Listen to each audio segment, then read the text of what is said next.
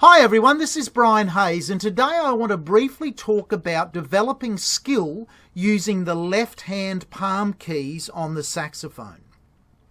Today I've got my tenor saxophone, but all saxophones are equipped with these three palm keys towards the top of the left-hand side of the saxophone.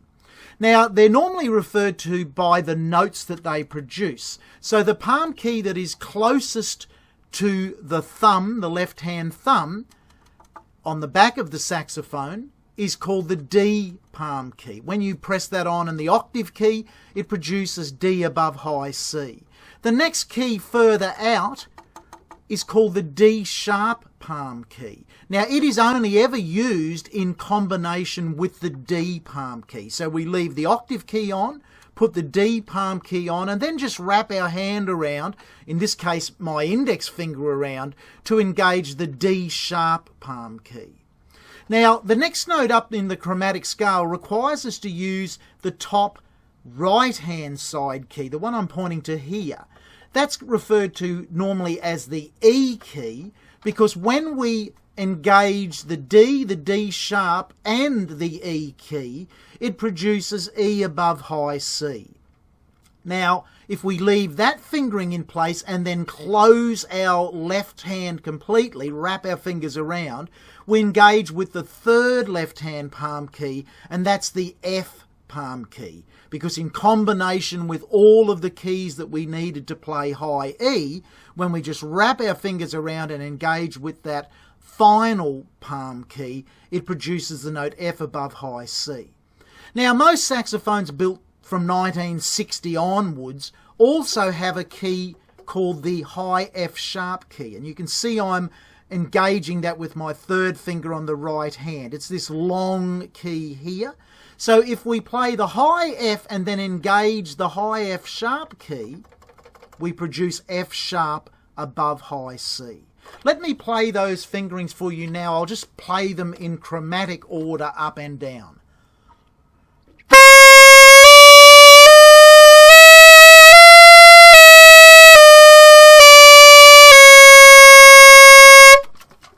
Now, that's where I recommend you start from the point of view of developing skill in utilising what are complicated fingerings for those extreme high notes.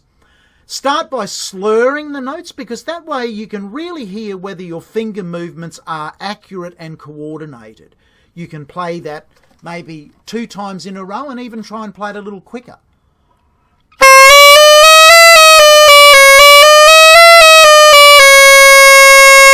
You can extend the number of times you want to play that on one breath and also the speed. But don't play any quicker than you can comfortably play with good coordination.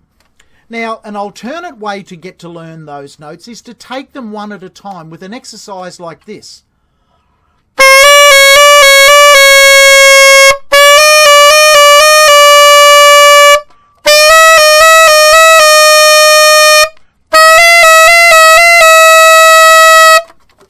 So it was pretty obvious what I did there. I started on the D and then alternated between D and D sharp, or D and E flat, and slurred again, because we're listening for how accurate our finger technique is. Now, finally, it's a good idea to incorporate any new fingering that you learn on the saxophone into a melody. So if we take the opening strain of the famous tune Somewhere Over the Rainbow, and if we start on D, middle D, octave key D, we can slide up to the high D, the first of the palm keys, and play that little melody that we're all familiar with.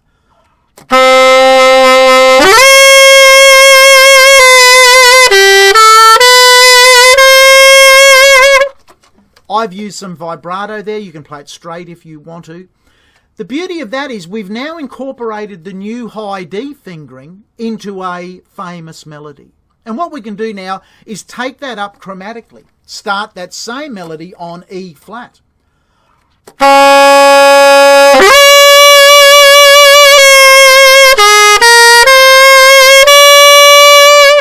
Then on E.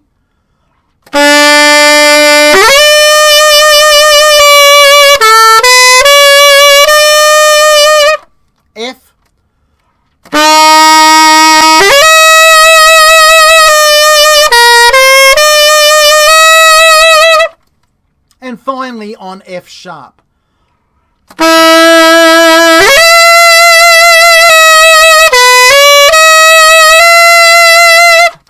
By the time you've walked your way up from D, playing Somewhere Over the Rainbow, you will have engaged with all of those high note fingerings in a melodic fashion.